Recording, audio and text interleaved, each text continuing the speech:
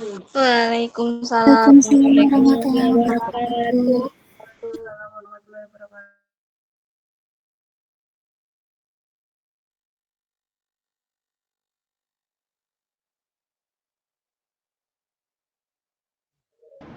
Waalaikumsalam Waalaikumsalam warahmatullahi wabarakatuh.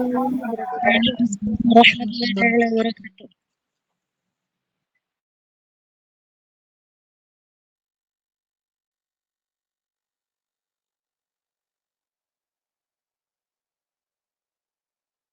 Waalaikumsalam warahmatullahi wabarakatuh.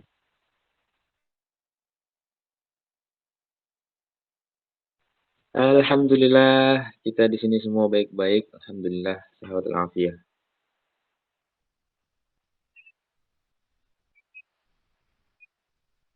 Tafadhol, tafadhol.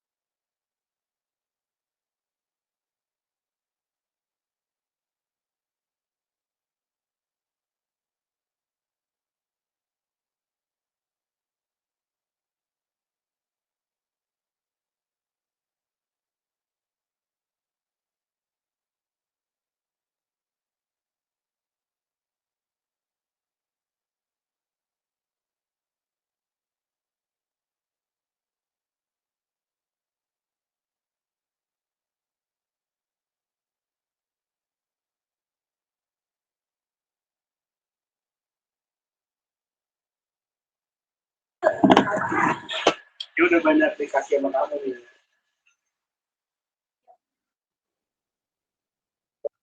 Jangan ya.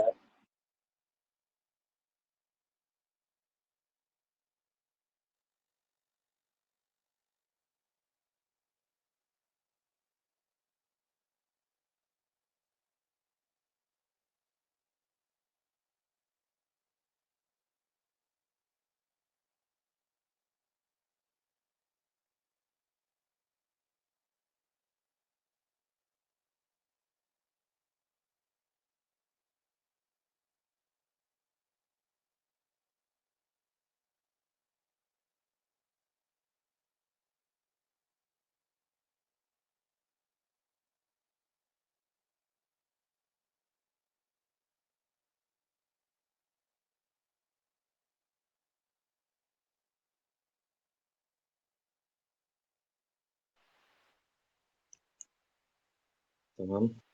Bismillahirrahmanirrahim. Assalamualaikum warahmatullahi wabarakatuh.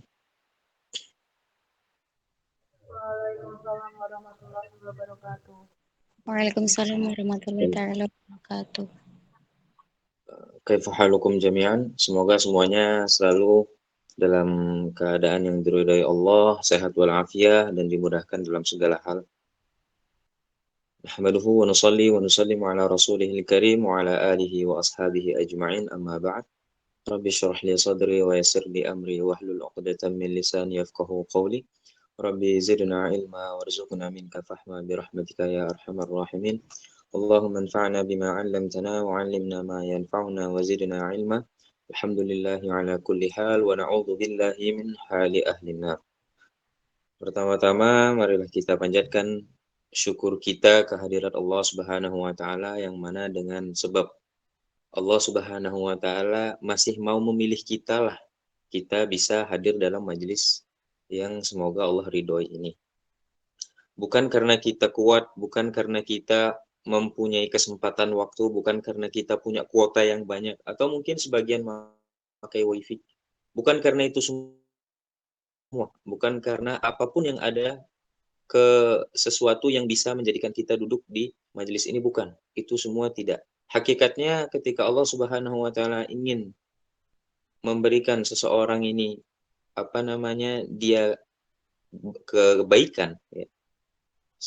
Allah Subhanahu wa taala ingin memberikan seseorang ini kebaikan, maka Allah Subhanahu wa taala akan dudukkan dia, Allah akan hadirkan dirinya di dalam majelis-majelis agama. Sebagaimana dalam hadis Allah Subhanahu wa taala, Nabi sallallahu alaihi wasallam bersabda, "May yuridillahu bihi khairan yufaqihu fid din." Dan juga semoga kita semua senantiasa mendapatkan karunia-karunia Allah yang Nabi SAW jelaskan dalam satu hadis, "Majtama'a qaumun fi baitin min buyutillahi yatluna kitaballahi wa yatadarasunahu illa nazalat 'alaihimus sakinah wa ghasyiyatuhumur rahmah wa khaffathumul malaikah wa dzakarahumullahu fi man indah." Orang-orang yang suka duduk di dalam majelis ilmu itu, kata Nabi SAW, mendapatkan apa sih mereka? Minimal-minimalnya mereka itu ghasyiyatuhumur rahmah. Allah Subhanahu wa taala penuhi tempatnya itu, Allah Subhanahu wa taala penuhi di mana orang itu duduk untuk mendengarkan agama itu dengan rahmatnya. Wa nazalat 'alaihimus sakinah, diturunkan sakinah, ketenangan hati. Wa khaffathumul malaikah, malaikat itu berundung-rundung semuanya itu mengerumuni orang-orang yang duduk di dalam majelis ilmu. Wa dzakarahumullahu fi man indah, dan nama-nama orang-orang yang duduk di dalam majelis ilmu itu disebut oleh Allah Subhanahu wa taala di perkumpulannya Allah Subhanahu wa taala bersama para malaikat di langit sana. Jadi enggak ada ruginya dan berupa suatu nikmat yang besar kita bisa duduk dalam majelis ilmu. Makanya itu penting, harus kita syukuri. Karena memang Allah Subhanahu wa taala yang memilih kita, bukan karena kita mampu, tapi memang Allah yang ingin milih kita, bukan orang lain. Banyak kok yang lebih luang waktunya, banyak juga yang masih punya banyak kuotanya, banyak juga yang masih lebih sehat dari kita, tapi Allah Subhanahu wa taala pilih kita untuk bisa sama-sama mudzakarah dalam ilmu. Kemudian yang kedua, tidak lupa juga kita lantunkan salawat kepada Nabi Muhammad sallallahu alaihi wasallam. Allahumma shalli ala sayyidina Muhammad wa ala ali sayyidina Muhammad Karena sebab beliaulah kita ini di akhir zaman ini tidak perlu bermujahadah dalam apa namanya membela keislaman kita. Kita gampang banget sekarang Islam, lahir pun dalam keadaan Islam. Nggak seperti mana sahabat radhiyallahu ta'ala anhum dulu, harus berjuang dulu, harus mengorbankan dirinya, harta bendanya, kehormatannya demi bisa mendapatkan iman dan Islam yang benar-benar sebagaimana yang kita tahu. Kita langsung ke apa namanya tema. Temanya hari ini, sudahkah kau rasakan cinta Allah itu? Kenapa sih mesti pembahasan ini? Entah kenapa kemarin waktu diajukan oleh admin, saya tanya temanya apa gitu kan. Kemudian admin menyerahkan kepada saya, entah kenapa terpikir pembahasan itu karena itu juga menjadi salah satu bahan muhasabah saya sendiri khususnya sebelum teman-teman semua. Kita tahu kan zaman sekarang itu lagi banyak-banyaknya kisah-kisah cinta yang bertebaran, khususnya banyak kita lihat di jagat dunia maya. Entah dari model kisah yang seperti inilah, seperti itu, ada yang sad ending, ada juga yang apa namanya happy ending. Yang mana semua cerita itu pokoknya kalau udah berhubungan dengan cinta itu pasti lebih menarik aja gitu. Khususnya di kalangan para remaja, ya kan. Urusan cinta tuh sensitif banget. Tapi pernah nggak kita mikirin tentang cinta Allah? Nah, Allah cinta nggak ya sama saya gitu? Atau sebaliknya, sebenarnya tuh aku cinta nggak sama Allah? Gitu. Pernah nggak kita terfikir hal seperti ini? Nah, perihal hubungan sama makhluk aja, kita seintens itu. Kalau dianggurin tuh sakit gitu rasanya. Kalau nggak dikasih kejelasan tuh kayak gimana gitu kan? Bikin gerem gitulah. Nah, apalagi tahu ternyata kita benar-benar apa namanya nggak dicintai. Itu bisa jadi penyesalan kita seumur hidup, ya kan? Coba sekarang kita bayangin bagaimana hubungan kita sama Allah, hablum minallah kita gitu. So, hubungan kita sama Allah sudahkah sejelas itu? Atau malah sebaliknya? Kita malah nggak peduli sedikit pun. Nggak mau tahu apa Allah emang cinta sama saya apa enggak. Atau emang Allah nih ya biasa aja sama saya. Atau memang Allah malah, naudzubillah, malah murka sama saya. Dan kita tuh manusia, kita hamba yang apa ya? Kalau bisa dibilang ibadah tuh sekenanya aja gitu. Kalau lagi butuh, kita nih kuat banget ibadahnya ya kan. Nggak perlu disembunyikan karena itu memang fakta. Kalau kita lagi butuh sama Allah tuh ibadahnya Masya Allah banyak banget. Kalau lagi terpenuhi kebutuhan kita ya biasa-biasa aja. Kalau lagi pokoknya lagi longgar, lagi udah semuanya ada tuh santai gitu ibadahnya. Kalau kita terkena musibah, baru kita ngeluh sama Allah seakan-akan memang sumber masalah itu ada di Allah. Marah, nggak terima, merasa dicurangi, merasa kurang diadili sama Allah. Giliran dapat nikmat aja, syukur pun seakan-akan ngerasa semua yang kita dapatkan tuh dari hasil kita sendiri, bukan dari Allah Subhanahu wa Ta'ala. Jadi mudahnya itu sekalipun inget ya, ingetnya waktu di awal aja gitu. Selepas itu lupa dah. Apakah diri kita itu masih seperti itu? Atau diri kita nggak seperti itu? Kalau masih, bahkan mungkin lebih parah, berarti selama ini kita masih nganggurin cinta Allah. Ketika kita belum bisa menyadari bahwa kita begitu dicintai sama Allah, kita juga nggak akan bisa effort balik gitu. Kita akan bersikap biasa aja, padahal Allah begitu cintanya sama kita, sehingga kita salah pun Allah masih mau maafkan. Ya kan? Kita salah pun masih Allah kasih nafas. Kita salah pun masih diberi rezeki. Kita salah pun setiap hari ini buat dosa, entah dosa mata, dosa mulut, dosa telinga, dosa tangan, dosa kaki kita berjalan ke tempat maksiat, tangan kita melakukan sesuatu yang enggak diridhoi Allah. Ketika seperti itu pun masih bisa Allah kasih kita bahagia. Tapi parahnya kadang kita yang nggak sadar atas semua itu gitu. Seakan-akan kita memang yang nggak peduli. Jadi setiap hari nikmat Allah itu jalan terus ke kita. Setiap hari nikmat Allah itu ada terus. Setiap hari nikmat Allah itu kita rasain, zahir dan batin. Tapi seakan-akan nikmat Allah yang Allah kasih ke tubuh kita atau ke kehidupan kita itu seakan-akan nggak ada artinya gitu. Ya kayak kayak rutinitas biasa aja gitu, jalan nggak ada artinya. Kalau seperti itu, kapan kita akan mendapatkan perasaan rindu? Kapan kita akan punya cinta, sayang kepada Allah? Padahal kan Allah lah yang paling berhak kita cintai sebelum siapapun. Zat yang nggak pernah khianat, nggak kayak manusia, ya kan? Tapi sayangnya lagi-lagi kita lebih paham dan peka pada cinta kepada manusia.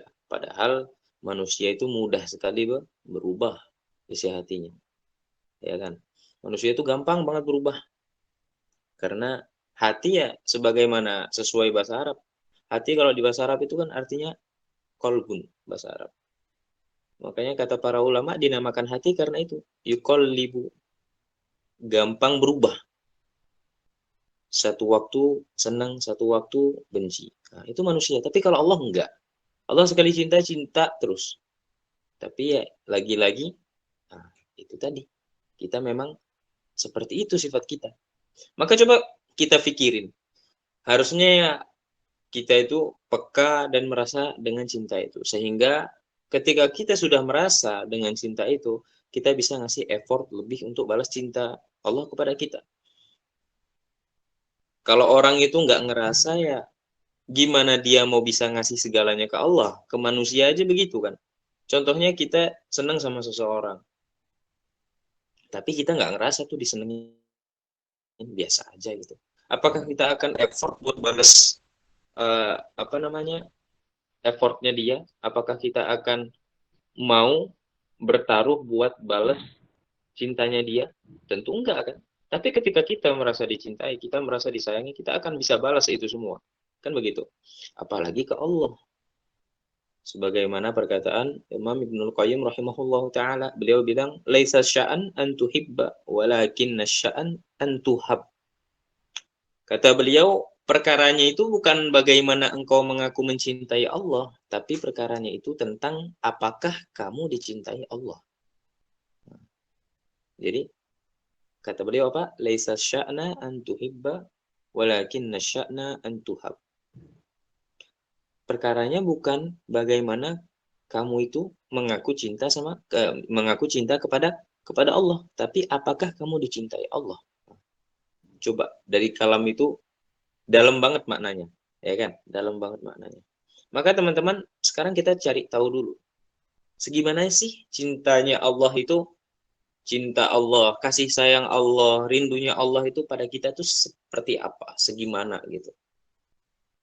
Maka dalam suatu hadis ada sebuah kisah dari Sayyidina Umar bin Khattab radhiyallahu ta'ala anhu, beliau menuturkan kisah itu. Jadi suatu hari Rasulullah SAW itu kedatangan rombongan tawanan perang.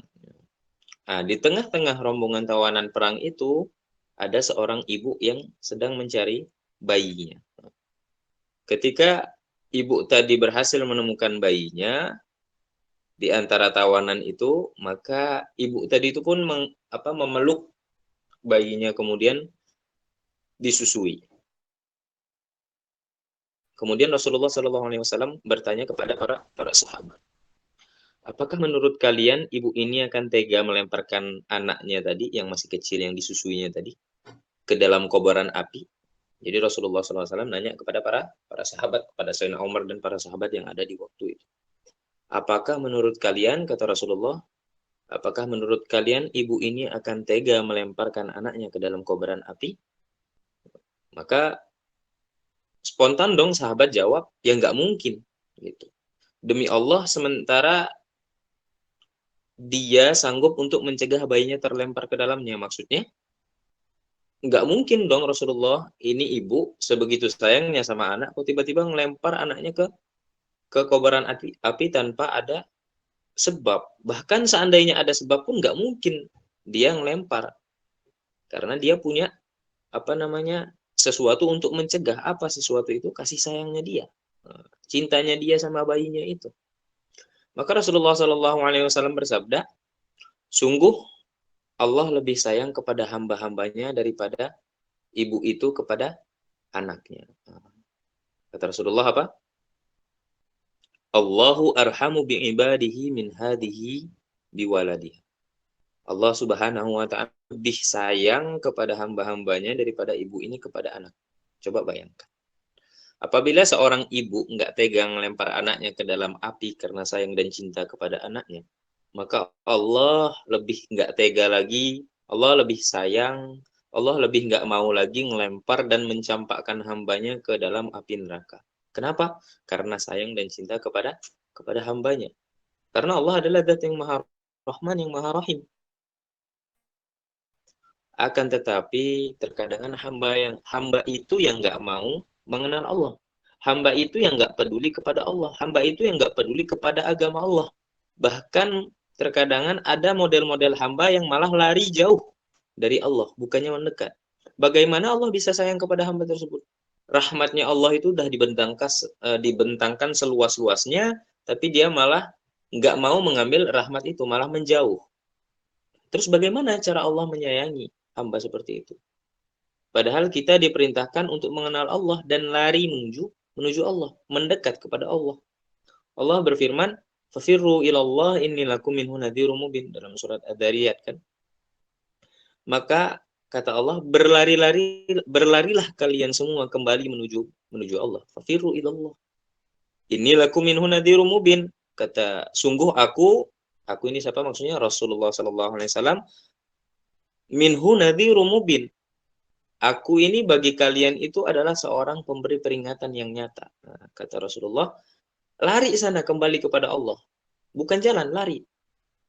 Ya kan? Bahkan dalam ayat juga Allah Subhanahu wa taala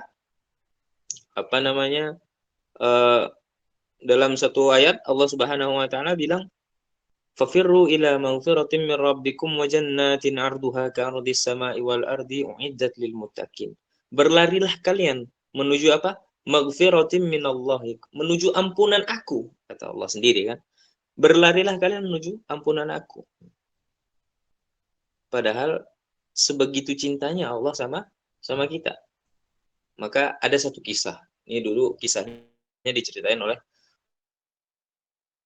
ustadz saya waktu kami dulu ngaji soal kitab hadis.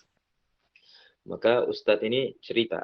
Beliau cerita yang mana kejadian ceritanya ini wallahu a'lam ada di kurang lebih negara antara India kalau enggak Pakistan. Yang mana India Pakistan dulu juga itu satu negara ya. Intinya di daerah India atau Pakistan. Anggap aja Pakistan. Ada satu kisah ceritanya seorang anak itu tinggal bersama ibunya dari kecil. Jadi anak tinggal bersama ibunya dari kecil karena ayahnya wafat. Jadi dia yatim. Jadi anak ini dari kecil yang ngasuh ibunya sampai tua, sampai besar. Ini yang ngasuh siapa? Ibunya. Begitu cinta anak ini sama ibunya. Sampai suatu hari dia jatuh cinta kepada seorang wanita. Jadi anaknya jatuh cinta kepada seorang wanita. Yang mana wanita ini istilahnya itu kembang desanya lah. Kembang desa di satu tempat itu. Nah, maka suatu hari si anak ini mendatangi keluarga wanita tersebut, kemudian mengatakan bahwasanya dia punya niat baik, istilahnya dia mencintai anaknya dan ingin mempersunting anaknya. Maka ketika di tempat perempuan tersebut, si laki-laki ini dicampakkan, kamu ini sadar nggak sih orang miskin gitu kan? Kamu ini udah miskin, nggak punya apa-apa, kok tiba-tiba berani-beraninya kamu mengatakan cinta kepada anak kami? Emang apa yang bisa kamu korbankan buat dia gitu? Maka singkat cerita dari pihak perempuannya ini, khususnya si perempuannya ini meminta bukti cinta dia, mau nggak dia berkorban. Maka ketika ditanya oleh laki-laki ini, apa yang harus saya korbankan, apa yang harus saya buktikan, perempuan tadi bilang, coba bawakan kepada kami kepala ibu kamu, siap nggak gitu. Tanpa basa-basi, tanpa pikir panjang, si anak ini langsung balik, pergi ke rumah, didatangi rumah ibunya. Dilihatnya ketika itu masuk ke dalam rumah, dilihatnya ibunya sedang sholat. diambilnya kapak atau parang semacam itu. Ketika ruku dipenggal kepala ibunya. Na'udzubillah min dzalik. Ketika sudah dipenggal kepala ibunya, maka kepalanya itu dimasukkan ke dalam satu kain seperti plastik gitulah ya. Kayak tempat gitulah, tempat untuk wadah gitu. Kain seperti itu. Kemudian dia jalan di tengah malam, yang mana malamnya itu nggak ada lampu ya, karena desa pelosok. Nggak ada lampu, jalan dia. Ketika itu juga hujan, ada petirnya. Maka ketika perjalanan dia nggak sengaja terjatuh. Terjatuh. Ketika dia terjatuh, maka kepala ibunya itu ikut terjatuh dan keluar dari tempatnya. Gelinding begitu ya. Sampai akhirnya apa? Ketika kepala ibunya itu terjatuh, berdiri gitu. Jadi ketika dia jatuh ngadap ke depan begini, kepala ibunya itu ada di depannya begitu. Jadi hadap-hadapan begini. Qadarullahu ta'ala, ibunya itu bisa berbicara ketika itu. Tahu nggak apa yang diucapkan ibunya selepas anaknya udah berbuat seperti itu? Dipenggalnya kepala anaknya, Masya Allah. Apa coba yang diucapkan oleh ibunya? Bukan kok kayak yang biasa kita lihat di Indonesia, ibunya ngelaknat apa? Oh, dasar anak anak durhaka, oh jadi batu, jadi ini, jadi itu. Enggak. Apa yang keluar dari mulut ibunya? Wahai anakku, sakit nggak jatuhnya nak? Gitu. Sakit nggak jatuhnya nak? Hati-hati jalan kalau malam nggak ada lampu, nanti kamu jatuh, nanti kamu sakit. Kata ibunya seperti itu. Tapi karena hati anaknya ini sudah buta, hati anaknya ini sudah nggak paham lagi dengan itu semua, diambil lagi kepala ibunya dibungkus, kemudian dia berjalan ke rumah si cewek tadi dan memberikan kepala ibunya kepada keluarga si cewek. Perempuan tadi pun kaget,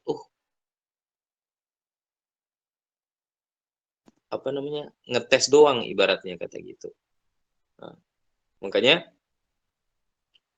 ketika sudah seperti itu, kita bisa ambil pelajaran bukan dari kisah anaknya durhaka menggal kepala ibunya, bukan. Dari kasih sayang ibu. Coba kita lihat, kasih sayang ibu tuh sebegitunya gitu ya. Sudahlah dipenggal ibunya kan. Anaknya sudah Masya Allah seperti itu, kurang ajarnya, dipenggal ibunya. Tapi ketika anaknya jatuh, ibunya cuman pingin anaknya nggak terluka. Padahal sudah dibunuh. Sebegitu sayangnya ibu. Bagaimana dengan Allah Subhanahu wa Ta'ala? Setiap hari kita maksiat sama Allah. Setiap hari kita ini menjauh dari Allah. Setiap hari ada aja orang-orang yang mengatakan Allah itu punya anak. Bahkan padahal kan Allah bilang dalam Al-Qur'an hampir saja langit itu runtuh karena ada orang yang mengatakan bahwasanya Allah itu punya anak. Bagaimana sayangnya Allah kepada kita? Allah, kata Nabi apa tadi? Nabi SAW bilang yang di kisah yang pertama tadi, Allahu arhamu bi ibadihi min hadhihi bi waladiha. Nabi bilang bahwasanya Allah Subhanahu wa Ta'ala itu lebih cinta kepada hambanya melebihi dari ibu kepada seorang anaknya. Tapi kok bisa-bisanya kita nggak bisa ngerasain cinta itu? Kok bisa-bisanya kita kok nggak ada sedetik pun dalam hati kita tuh perasaan cinta Allah kepada kita tuh kayak tuh masuk ke dalam hati tuh nggak ada, sehingga apa? Kita beribadah tuh ya kayak rutinitas saja. Memang bukan beribadah karena cinta sama Allah, tapi memang beribadah itu kayak ya udah, saya sholat 5 waktu, di waktunya zuhur ya saya sholat zuhur, di waktu asar saya sholat asar, di waktu maghrib saya sholat maghrib, begitu juga ngelaksanain haji ya kalau memang pas lagi ada uang, kalau zakat ya pas waktunya, dan yang lainnya. Zikir itu nggak ada rasanya lezat dalam mengucapkan lafaz-lafaznya, tenang dalam hati, nggak ada. Nah, itu kok bisa kayak gitu? Makanya kan agak aneh, ya kan? Agak aneh. Nah, makanya permasalahannya ada di kita. kita nggak mau. Bukan Allah yang menjauh dari kita, bukan. Tapi kita yang nggak mau. Kita yang nggak mau disayang Allah. Kita yang nggak mau dicintai Allah. Kita nggak mau dibantu Allah. Buktinya mana? Kita masih suka maksiat. Kita masih suka berbohong. Kita masih suka nggak mau bersyukur. Kita masih suka mengeluh dan yang lainnya. Dalam Al-Quran itu kan Allah Subhanahu Wa Taala bilang, wa minan nasi may ya'budullaha ala haq, fa in asabahu khairun itma'anna bih, wa in asabathu fitnatun inqalaba ala wajhi, khasirat dunya wal akhirah, dzalika huwal khusranul mubin. Allah Subhanahu Wa Taala bilang, di antara manusia itu ada yang menyembah Allah itu hanya di tepi. Maka ketika dia memperoleh kebaikan, dia merasa puas. Dan kalau dia ditimpa suatu cobaan, kalau dia dapat ujian, dia berbalik ke belakang. Dia nggak mau mengakui. Dia merasa dizolimi. Dia mengeluh. Dia menuntut. Nah, dia rugi di dunia dan akhirat, itulah kerugian yang nyata. Apakah kita masih mau seperti ini terus-menerus? Bukankah bukti cinta Allah itu sudah begitu jelas bagi kita? Maka Yahya bin Mu'adz dalam makalahnya beliau berkata, dalam satu makalahnya Yahya bin Mu'adz itu beliau berkata, ampunannya Allah itu menggugurkan seluruh dosa. Afuhu yastaghriqud dunub. Fa kaifa ridwanuhu? Maka bagaimana ridhonya Allah? Wa ridwanuhu yastaghriqul amal. Ridhonya Allah itu gimana? Ridhonya Allah itu menampung seluruh cita-cita dan harapan hambanya. Fakaifa hubbuhu, maka bagaimana cintanya Allah? Wa hubbuhu yudhishul uqul. Cintanya Allah itu gimana? Cintanya Allah itu bikin kagum akal pikiran. Seandainya kita mau berpikir. Wa wudduhu, fakaifa wudduhu? Wa wudduhu yunsi ma dunahu. Kemudian apa namanya? Kasih sayangnya. Bagaimana kasih sayangnya Allah? Kasih sayangnya Allah yunsi madunahu, membuat kita itu bisa melupakan segalanya selain Allah Subhanahu wa taala. Fa kaifa lutfuhu, maka bagaimana dengan kelembutan Allah? Enggak bisa dibayangkan lagi. Nah, itulah apa namanya Allah Subhanahu wa taala. Dan di Al-Qur'an banyak sekali ayat-ayat yang menerangkan betapa cintanya Allah Subhanahu wa taala kepada kita hambanya. Nah, makanya Masya Allah banget, Allah itu sudah begitu jelas cintanya ke kita, namun kita inilah yang jadi permasalahannya.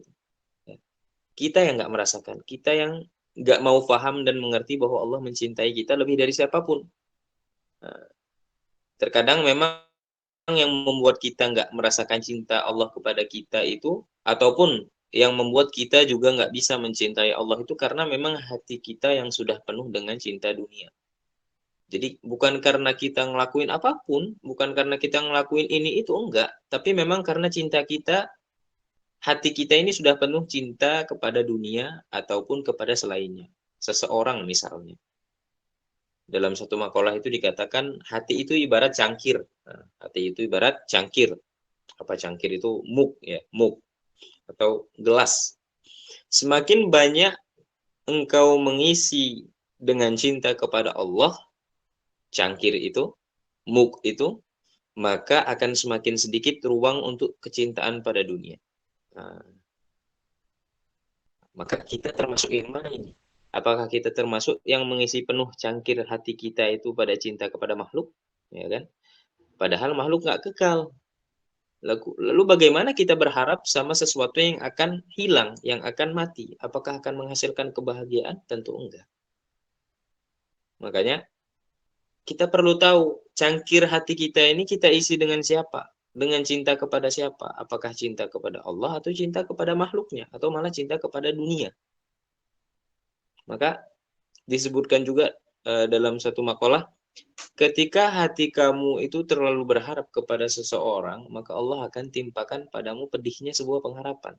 Ini masyhur, ini makalahnya. Supaya apa? Supaya kamu mengetahui bahwa Allah sangat mencemburui hati yang berharap selainnya. maka Allah Subhanahu wa taala menghalangi diri kamu dari perkara tersebut agar kamu kembali berharap kepadanya. Nah, jadi kalau ada orang terus tiba-tiba patah hati atau orang terkadang hatinya galau, itu bukan tiba-tiba seperti itu muncul, enggak, tapi itu secara tidak langsung adalah bahasa cintanya Allah supaya kita itu kembali gitu loh. Ini hambaku ini udah terlalu lama lupa sama saya gitu. Allah tuh cemburu sama hambanya yang selalu melupakannya. Allah tuh cemburu. Maka Allah itu menginginkan hambanya itu pokoknya hambanya ini disibukin dengan Allah aja, bertawakal kepada Allah. Dengan kata lain, Allah nggak mau dan tidak boleh diduakan. Maksud lainnya gimana? Allah mencintai kalau hati seorang hamba itu terkait dengannya sendirian. Ketika ia sedang dalam kondisi taat. Ini lagi azan di sini ya. Kita pending 2 menit dulu atau 3 menit lah sampai azan selesai. Nggak apa-apa kan admin ya?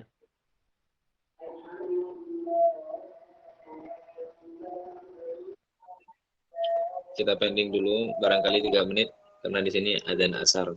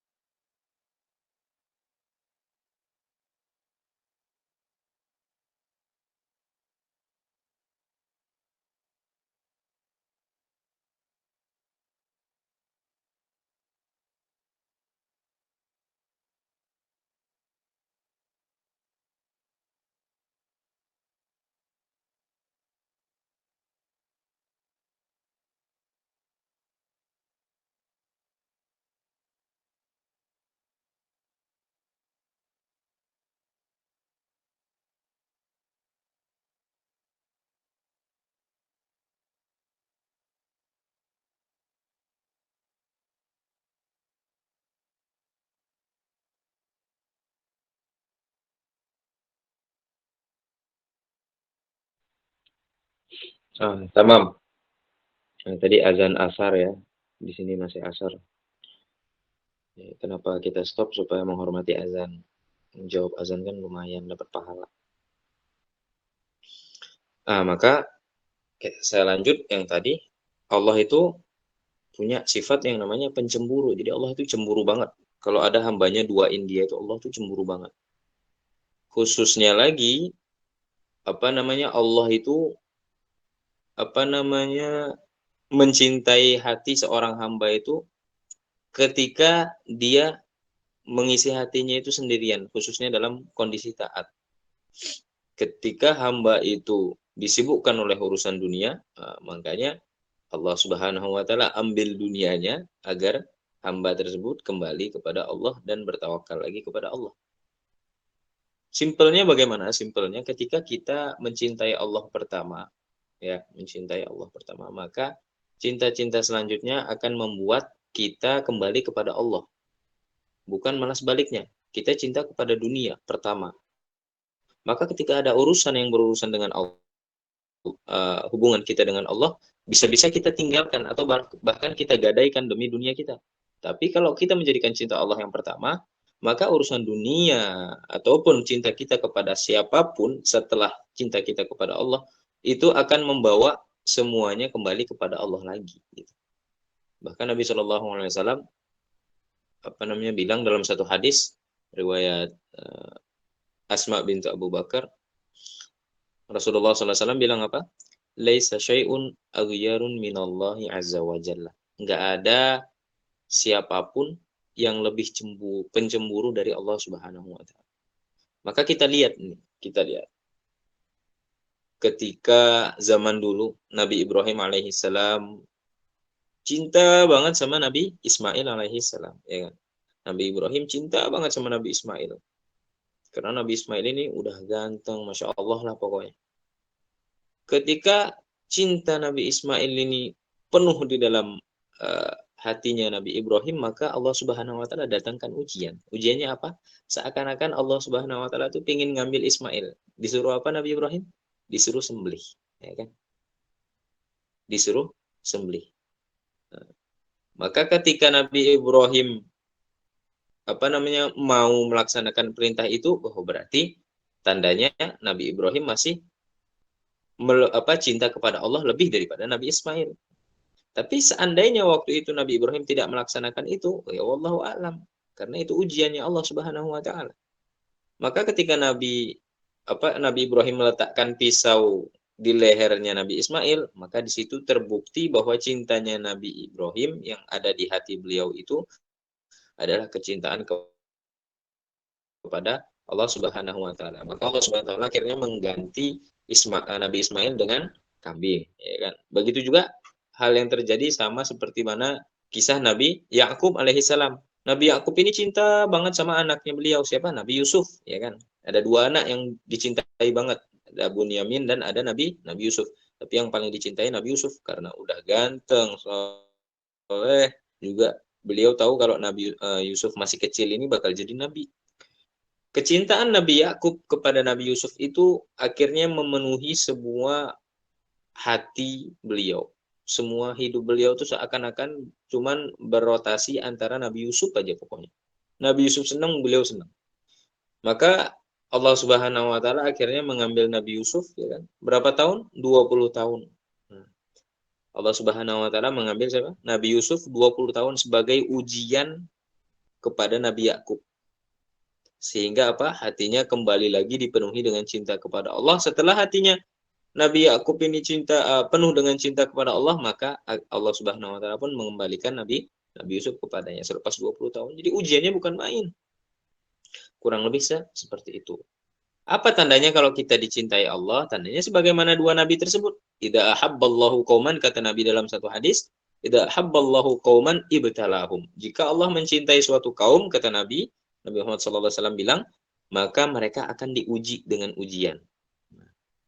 Dalam hadis lain juga disebutkan, asyaddun nas bala'ul anbiya, tsumma shalihun, tsumma al-amsal fal amsal. Nabi Shallallahu Alaihi Wasallam, Nabi Muhammad SAW beliau bersabda, manusia yang paling berat cobaannya itu siapa? Para nabi. Kemudian siapa? Orang-orang soleh. Kemudian yang semisal orang-orang soleh dan yang semisalnya. Begitu juga seterusnya maksudnya. Maka orang-orang seperti itu orang-orang yang dicintai Allah. Ujian yang menimpa orang-orang yang Allah cintai itu dalam rangka bukan membuat dia tambah susah, bukan. La yukallifullahu nafsan illa wus'aha, ya kan? Allah nggak mungkin memberikan beban kepada seorang di luar kodratnya, nggak mungkin. Ujian-ujian yang Allah berikan kepada orang-orang soleh, orang-orang yang Allah cintai itu bukan buat menurunkan harga diri dia, bukan.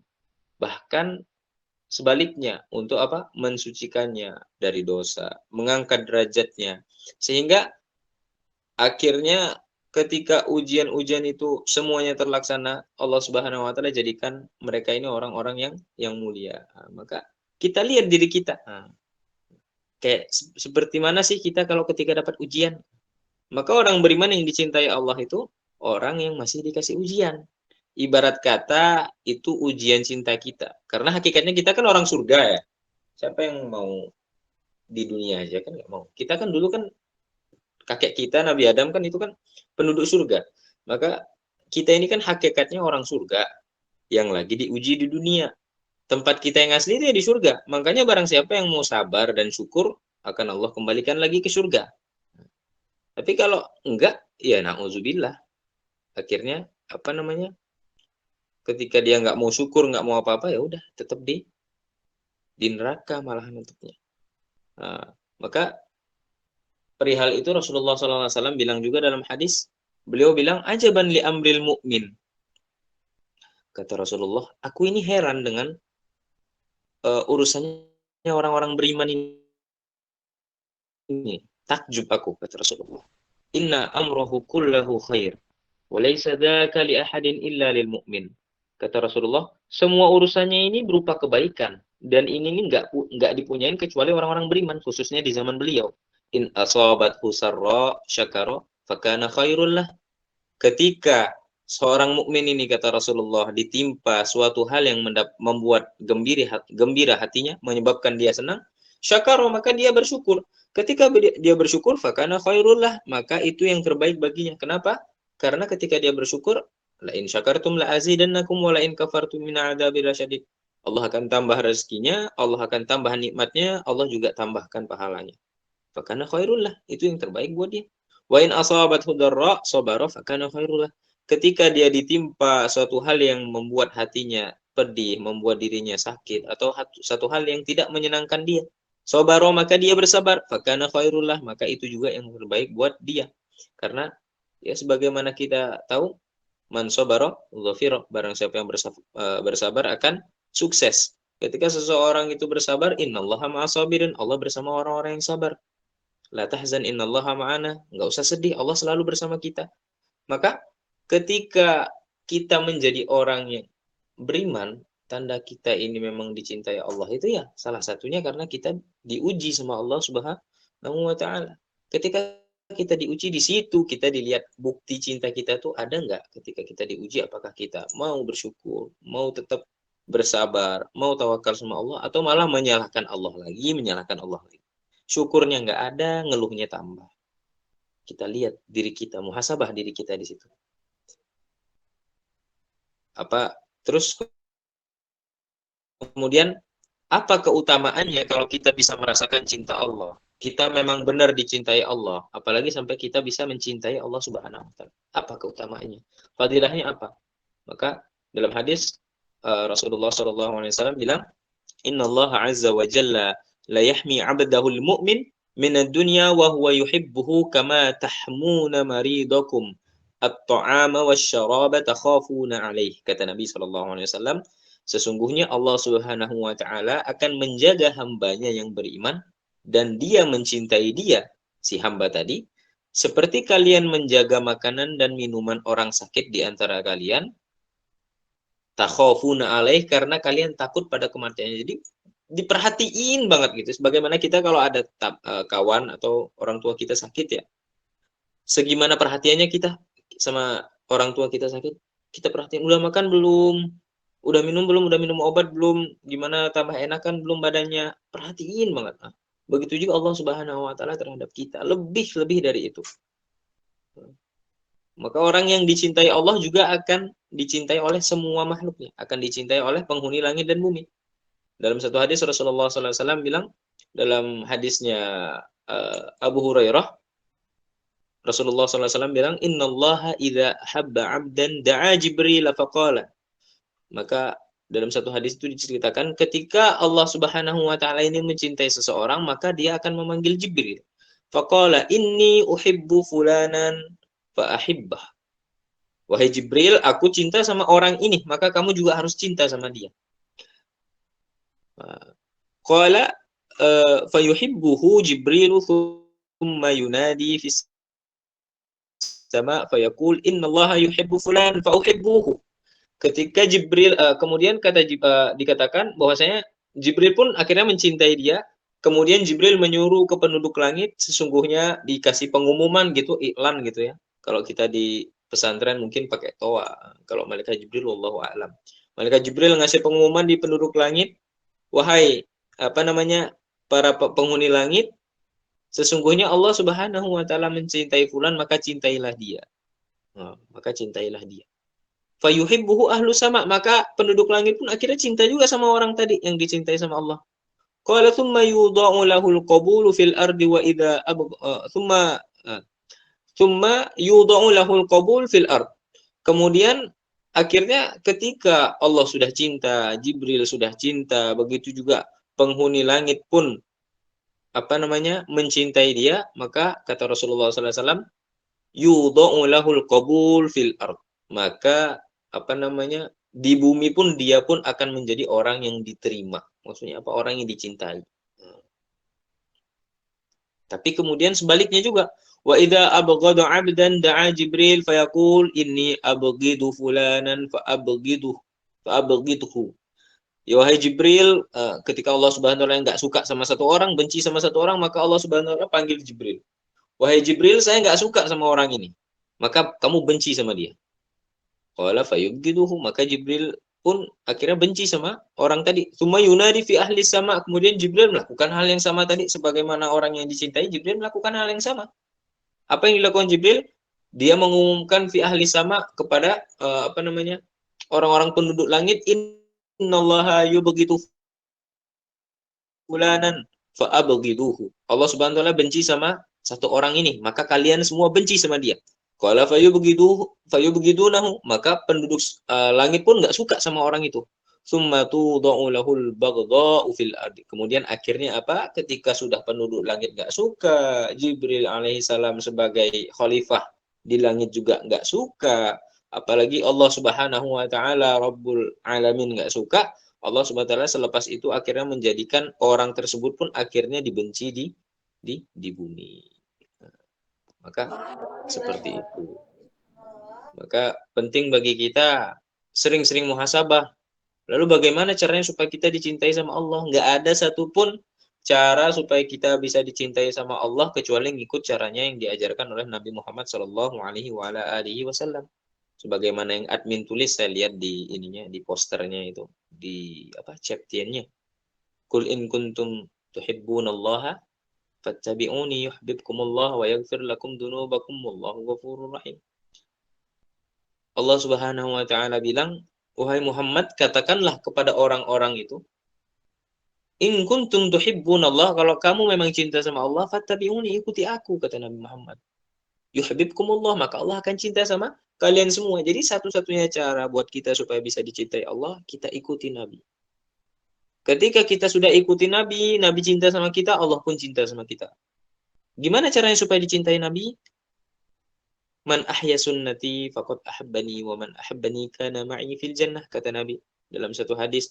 Barang siapa yang menghidupkan sunnahku, maka dia akan maka dia berarti cinta sama aku. Barang siapa yang cinta sama aku, maka dia akan bersama aku di surga. Siapa yang enggak mau sama Nabi di surga? Bahkan para ulama itu mengatakan apa? Seandainya di surga itu nggak ada Nabi, kami nggak mau masuk surga. Kata para aulia bilang begitu. Saking cintanya sama para Nabi, khususnya Nabi Muhammad SAW. Maka dari sini kita sering-sering muhasabah lagi. Ketika kita sudah bisa merasakan cinta Allah, maka akan tumbuh ihsan dalam hati kita. Sempurnanya manusia itu kan ada, dia ini muslim, dia ini mukmin, dia ini muhsin. Dia punya Islam, dia punya iman, dia punya ihsan. Ihsan itu kayak gimana? An ta'budallaha ka'annaka tarahu fa in lam takun tarahu fa innahu yaraka. Ada dua derajat di dalam ihsan. Yang pertama, an ta'budallaha ka'annaka tarahu, seakan-akan Allah melihat kamu. Nah, itu derajat yang lebih atas. Kalau nggak mampu, fa in lam takun tarahu fa innahu yaraka. Ketika kamu nggak bisa, maka udah, kamu berusaha seakan-akan kamu memang dilihat sama Allah. Itu kalau orang itu sudah bisa merasakan cinta Allah kepada dia, dan dia juga sudah memulai membangun cintanya kepada Allah, maka dia akan bisa ihsan dalam ibadah. Maka ini yang harus kita usahakan. Bagaimana supaya bisa mendapat itu? Sebagaimana tadi, mengikuti caranya Nabi Muhammad SAW. Apa caranya Nabi Muhammad? Taqwa, imtithalil awamiri wajtinabin nawahi, menjalankan semua yang Allah perintahkan, menjauhi yang Allah larang. Udah, kalau pokoknya Allah nggak mau, Allah nggak suka, Allah larang, nggak usah dideketin. Yang makruh pun nggak usah. Walaupun sebenarnya ya boleh-boleh aja makruh, tapi Allah nggak suka. Jadi udah, kita tinggalin. Nah, begitu kurang lebihnya. Mungkin itu saja yang bisa saya sampaikan dalam kajian ini. Ada kurangnya saya mohon maaf, ada lebihnya semuanya kita kembalikan kepada Allah Subhanahu wa taala. Mungkin jika ada pertanyaan, tafadhol.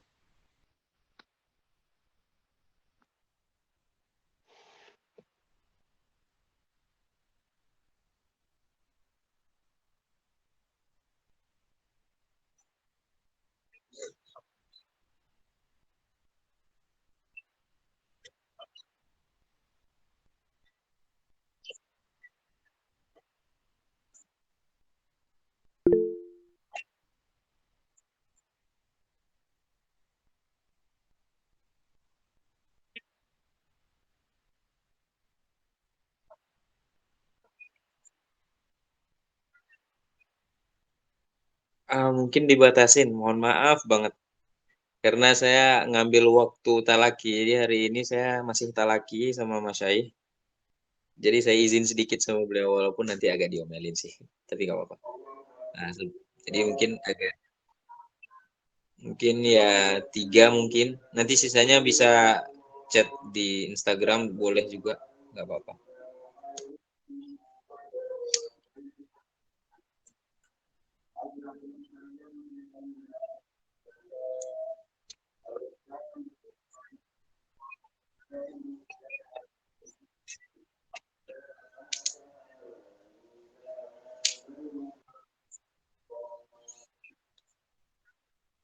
Udah ada pertanyaan.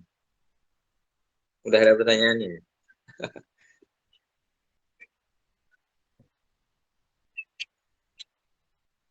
Ah, saya jawab satu-satu dulu ya. Kayaknya beda soalnya.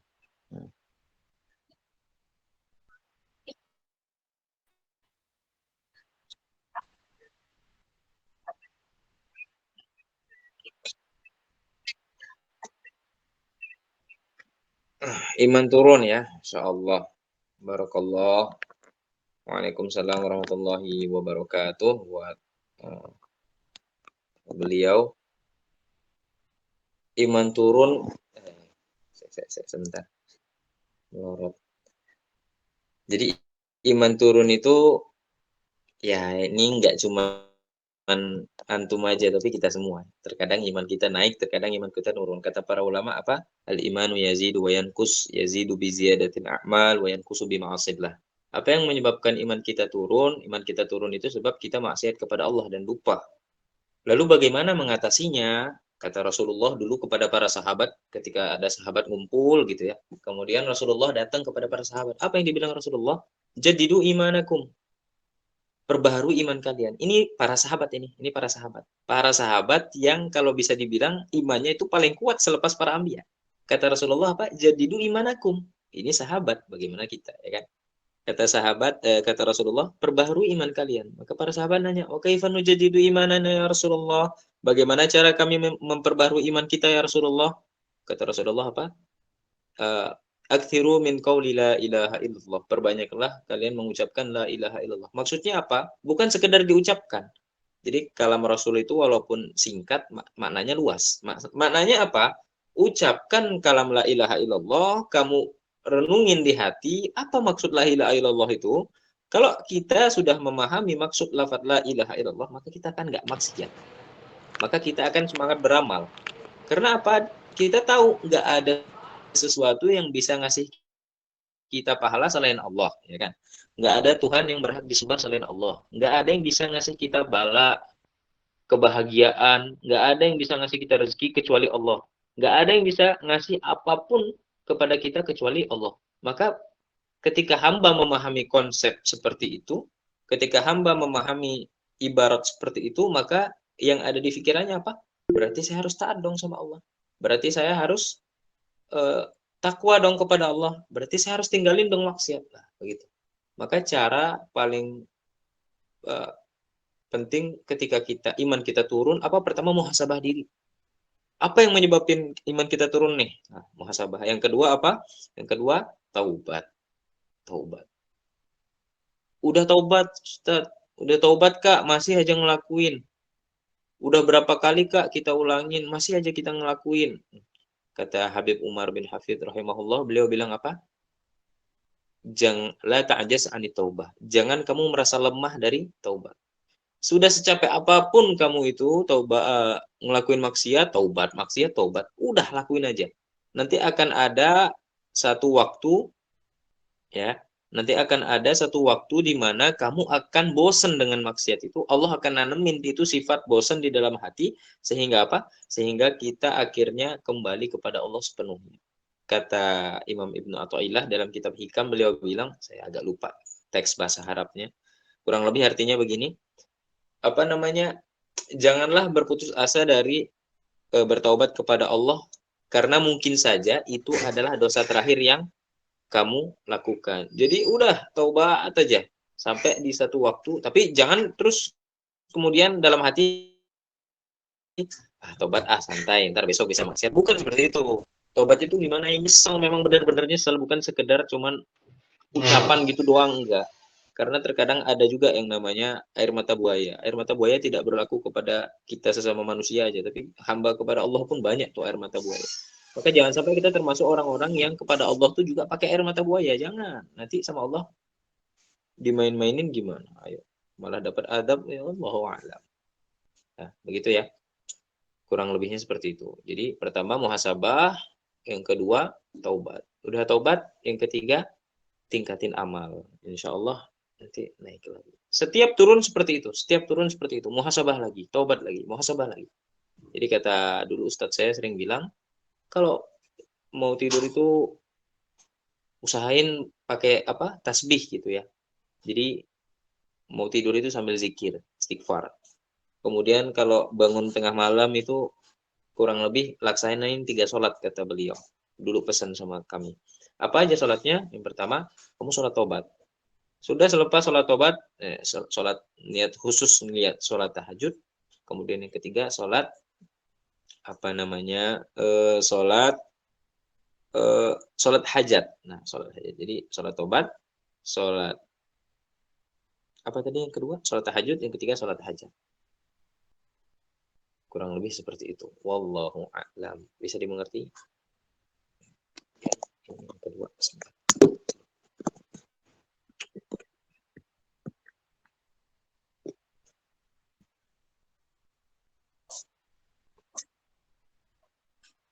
Aman ya.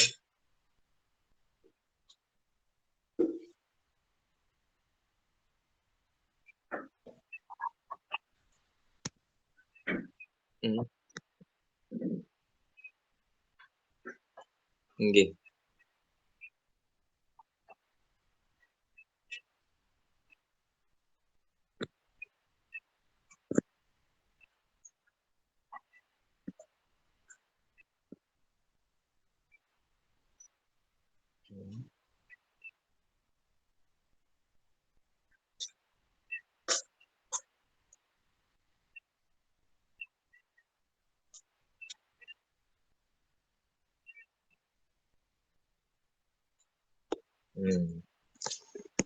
Nah, tamam. Jadi begini ya, untuk hal seperti ini, Waalaikumsalam dulu pertama. Waalaikumsalam warahmatullahi wabarakatuh buat Almafinika. Barakallahu fikum. Bagaimana keadaan kita yang sekarang sudah menutup, tapi karena dulu kita mungkin ada satu foto atau dua foto kita yang ada di HP orang atau dimiliki oleh orang lain, kemudian orang tersebut tamatta gitu ya, bersenang-senang dengan foto kita, itu istilahnya ngelihat foto kita ini senang begitu dengan senyum kita yang ada di foto itu, dan yang berhubungan dengan seperti itu bagaimana? Yang pertama, ketika kita mulai proses hijrah, itu kan yang pertama kali kita memang harus berubah diri kita, walaupun toh nanti juga pasti banyak akan ada yang namanya ujian dari sana sini, fitnah dari sana sini, itu pasti ada. Tapi yang paling penting kita harus memang benar-benar kuat dengan fondasi itu. Kemudian bagaimana dengan foto-foto kita? Sebisa mungkin kita hapus sampai nggak ada sisanya. Khususnya yang di orang lain, kalau di kita sendiri nggak apa-apa. Kalau yang di orang lain. Kalau kita sudah ikhtiar, sudah berusaha, tapi kok masih ada ternyata yang nyantol di orang lain, sudah bukan tanggung jawab kita. Nah, sudah bukan tanggung jawab kita. Insya Allah bukan dosa jariah. Seandainya pun kita sudah ada di orang lain, kemudian kita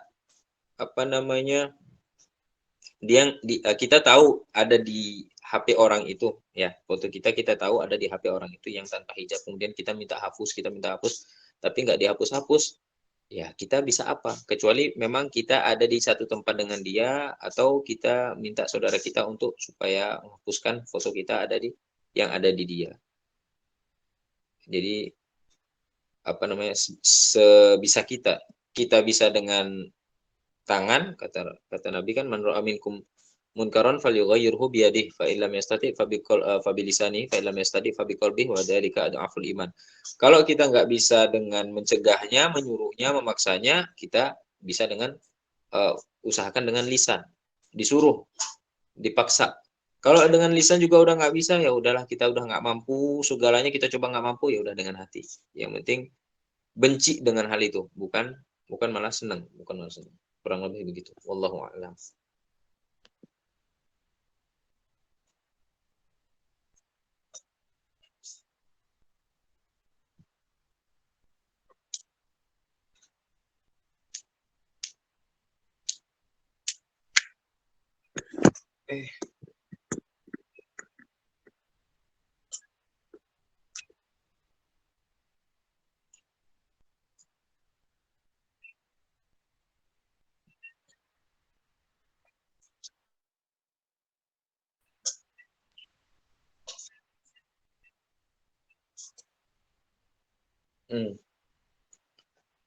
Bagaimana kita Waalaikumsalam warahmatullahi wabarakatuh. Bagaimana kita bisa istiqomah mencintai Allah dan mencintai hal-hal yang Allah cintai. Yang pertama kali kita harus jalan pertama supaya kita bisa mencintai Allah itu adalah dengan husnuzon kepada Allah apapun yang terjadi. Karena apapun yang terjadi, Allah tidak mencintai segala sesuatu. Wa ma khalaqnas samawati wal ard, gimana sih ayatnya? Jangan kalau salah. Intinya Allah Subhanahu wa taala tidak menciptakan segala sesuatu itu batilan, sia-sia. Nggak ada sesuatu yang diciptakan oleh Allah Subhanahu wa taala itu sia-sia. Semuanya pasti ada hikmahnya. Ujian yang mungkin bisa ujian yang datang kepada kita yang menyakiti hati kita dari Allah Subhanahu wa taala itu mempunyai makna yang kita belum tahu saat itu. Karena sejatinya obat ketika diolesi ke tempat yang luka pasti akan sakit kan. Nah, begitu juga dengan ujian-ujian yang Allah berikan kepada kita. Terkadang Allah Subhanahu wa taala menghancurkan rencana kita supaya rencana kita tidak menghancurkan diri kita.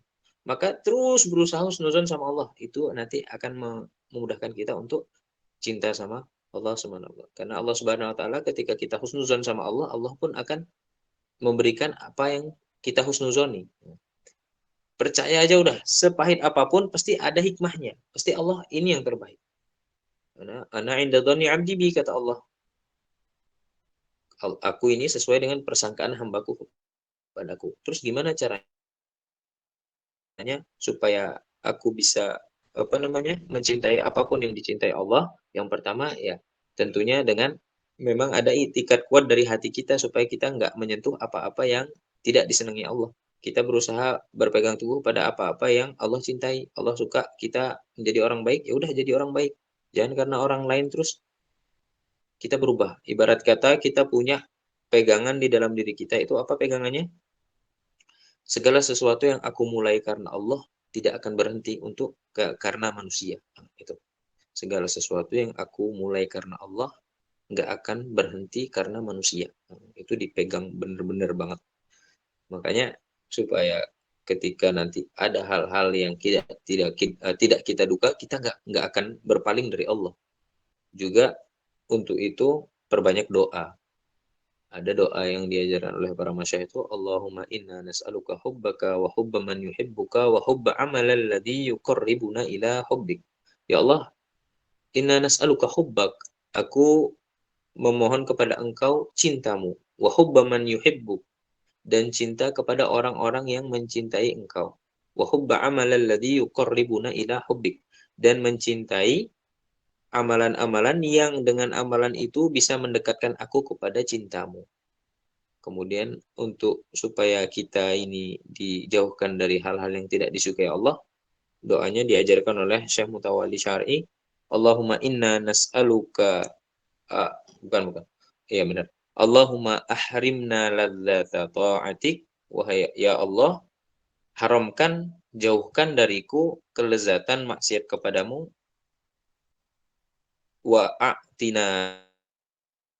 wa'tina ladzata ta'atik, dan berikanlah kepada aku, kepada kami, lezatnya taat kepada engkau, beribadah kepada engkau. Kurang lebihnya seperti itu. Wallahu a'lam. Mungkin begitu.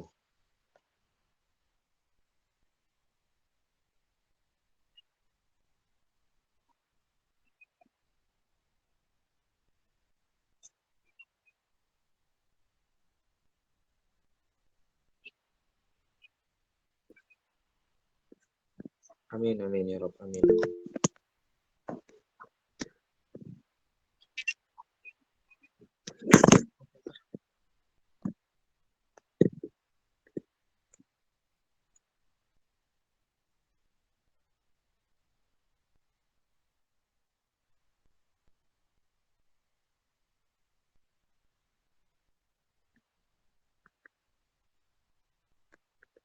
Amin.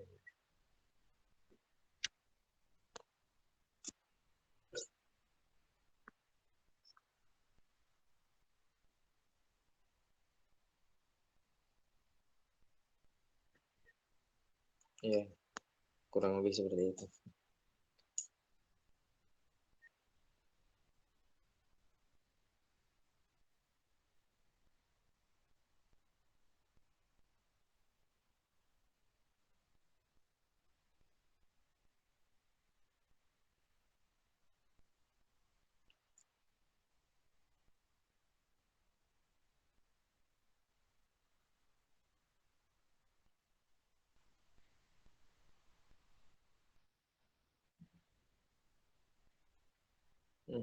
Oh, saya doa juga. Ya. Bismillahirrahmanirrahim. Astaghfirullahaladzim, astaghfirullahaladzim, astaghfirullahaladzim. Alhamdulillah rabbil alamin, hamdan syakirin, hamdan na'imin, hamdan yuwafi ni'amahu wa yukafi'u mazidah. Ya Rabbana lakal hamdu kama yanbaghi li jalali wajhikal karimi wa 'azimi sultanik. Allahumma salli wa sallim ala sayyidina Muhammadin wa ala ali sayyidina Muhammadin fi kulli lamhatin wa nafasin bi'adadi kulli ma'lumin lak. Allahumma ighfir lana dhunubana 'amdana wa sahwana 'azlana wa jiddana sirrana wa 'alaniyatana. اغفر لنا ما مضى من ذنوبنا وعصمنا فيما بقي من أمورنا وارزق الكل حلالا دائما على الوجه الذي يرضيك عنا. اللهم إنا نسألك حبك وحب من يحبك وحب عمل الذي يقربنا إلى حبك. اللهم أعتنا لطاعتك وأحرنا لذات معصيتك. اللهم يا مقلب القلوب ثبت قلوبنا على دينك. يا مصرف القلوب صرف قلوبنا على طاعتك. يا محول الأحوال حول أحوالنا إلى أحسن الحال. يا عظيم اغفر لنا ذنب العظيم فإنه لا يغفر الذنب العظيم عند العظيم.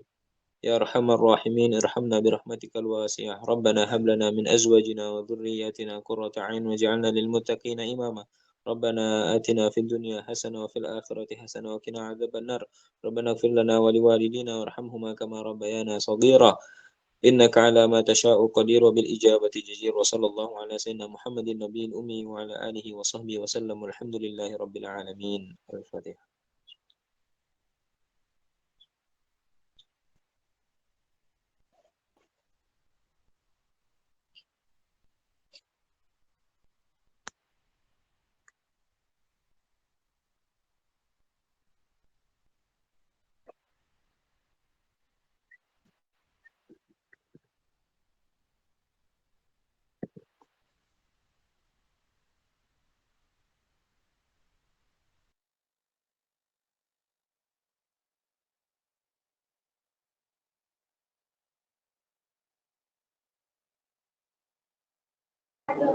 Waalaikumsalam warahmatullahi wabarakatuh.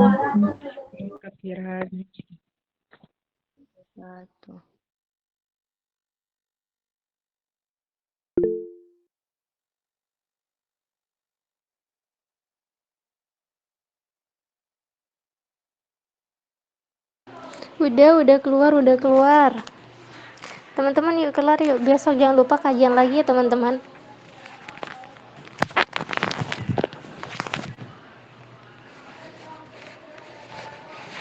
Besok jangan lupa kajian lagi kita.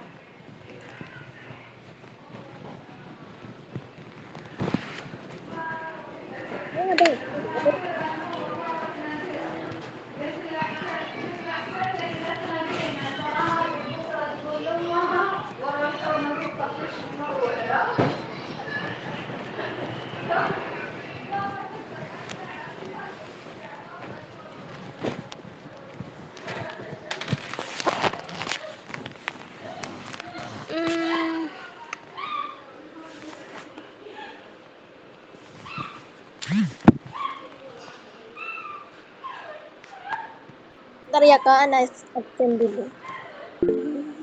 Siap.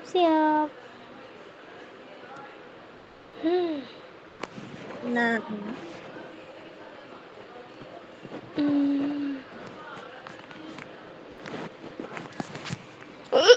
Alhamdulillah.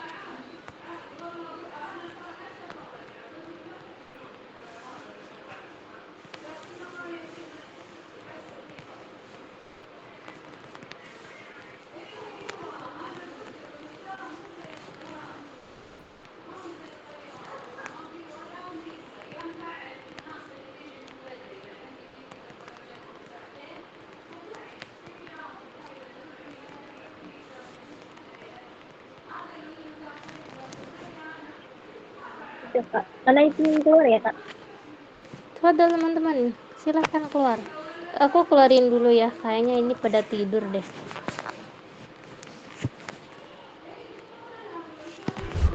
Kasih.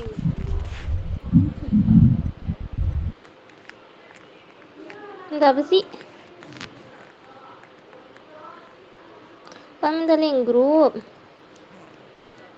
grup, kirim aja. Bentar aku cek dulu linknya.